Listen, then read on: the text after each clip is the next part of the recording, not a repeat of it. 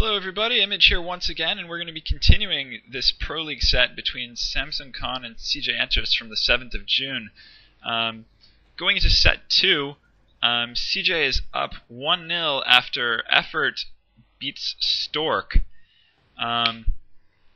Set 2, however, looks like it favors Samsung Khan on paper. It's a Protoss versus Protoss match between Jangbi and Much, and while PvP is Jangbi's weakest matchup,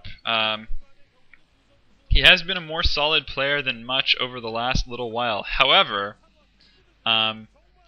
Much is surging. He's won 8 out of his last 10, and it'll be interesting to see if his momentum will carry him through, kind of like in the previous game. Jangbi is 5-5 in his last 10 games against Protoss, but those stats are a bit deceiving because 3 of those wins were against Stork, 2 of them were against Bisu, and 3 of those losses were also against Bisu, so that has not been against average level Protoss competition. Much is around the same record in his last 10 versus Protoss, and he's been playing much weaker competition. We're playing on Shades of Twilight, which is a new map. There are not a lot of games played on this one yet, and that usually means that unorthodox strategies are the way, or at least they're more viable than they would be otherwise, so we have a better chance of seeing them than we otherwise might if this was a more tried and tested map. That's Much at the bottom left in yellow, or is that white? No, that's white. And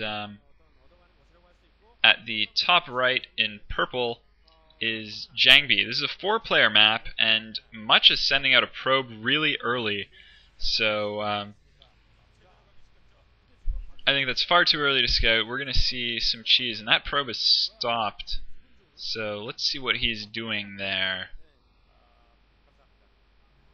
Anytime now. Some in-game footage, please. Okay, there we go. It's a pylon, so it's going to be a proxy gateway of some kind, and Much doesn't know where Jangbi is yet, but he's placed that in such a way that he'll be able to get Zealots to any of the other starting positions more quickly than if he had put it at his own base. And Jangbi's probe is out to scout, and it's going to be narrowly missing that proxy gateway, so oh boy, there's the second one. Okay, Much is all in right off the bat, and I guess he also didn't like the way this matchup looked on paper, so he's looking to end it early with some cheese, and these probes are crossing paths, and that really makes me curious as to whether that's going to clue Jangbi into the fact that there's this proxy going on. He's going to be in quite a lot of trouble if he doesn't scout this, I think, and it doesn't look like he's particularly sending that probe to do that. It looks like he's continuing a normal pattern. He's going to be scouting the top left position next, and that's going to be disastrous for him because not only is he not going to scout the gateway early, he's going to scout Much's base last, and notice that there are no gateways in there probably by the time it's already too late. Much's probe is on the go, scoping things out by the inverted ramp that leads into each player's base. And this is, I think, a feature of the map that is going to play a role, kind of like Byzantium or Neo Requiem, where if a player can seize control of that of their opponent's inverted ramp really early, then they can gain a huge advantage. And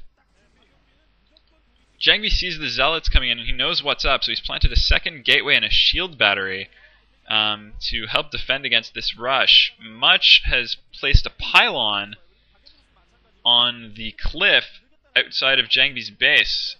And it'll be interesting to see what he does with that. And we've entered into the intense micro-battle stage of this game. Much looks like he has some more Zealots, and Jangbi's pulled some probes off the line to assist in fending off this attack, but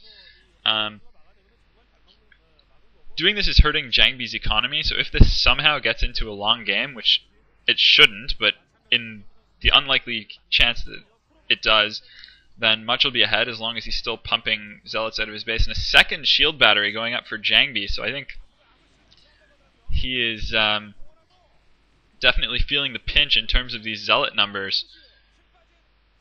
And Much planting down a shield battery of his own, so that's 3 shield batteries in Jangbi's base, 2 of them Jangbi's, 1 of them Much's, and so if that battery makes it up, which it looks like it's going to, Much is going to at least partially negate the advantage that Jangbi had of being able to restore his Zealot's shields.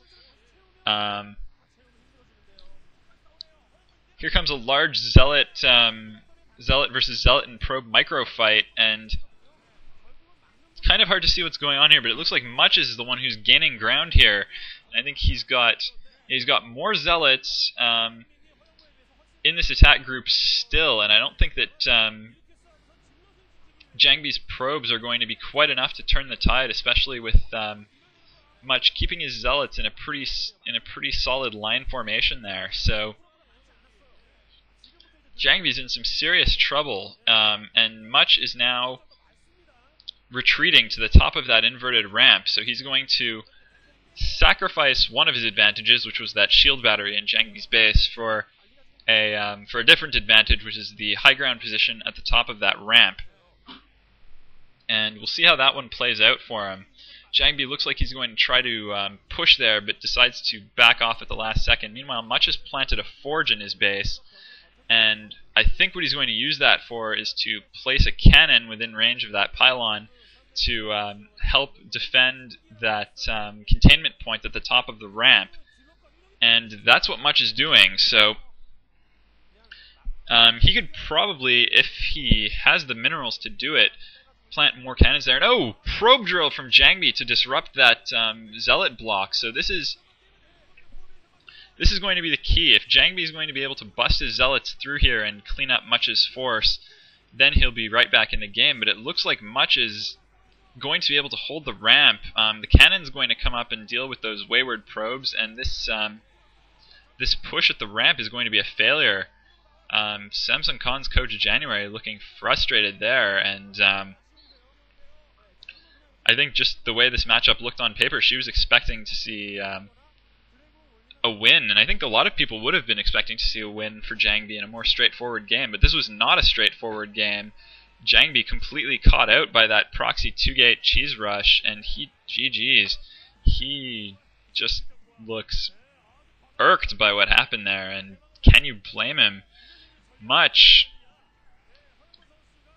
Some pretty lackluster high 10s for his team there, but CJ has just taken a 2-0 lead in this set, and are looking in prime position to win it and further secure their bid for the top for number 2 position in Proleague. GG. We're going to be moving on to set 3, but before we go on to that, I just want to make a couple of quick shout-outs to some people. To, first of all, my YouTube subscribers. At the moment I'm casting this, there are only 3 of them, but that's still 3 more than I thought I would have. So thank you guys for subscribing. I'm really pleased to know that you think I've got something to offer, and I hope you keep enjoying the videos and that you post some feedback. I'd also like to give some a thank you and a shout out to Bakho and Jotak over on the SC2GG forums. They've given me some pretty useful feedback that I think is going to really help with my commentaries in the future in terms of both their content and their audio quality. So thanks you guys. And thanks to all of you viewers for watching this. I'll see you in set 3, Iris versus Firebat Hero, next.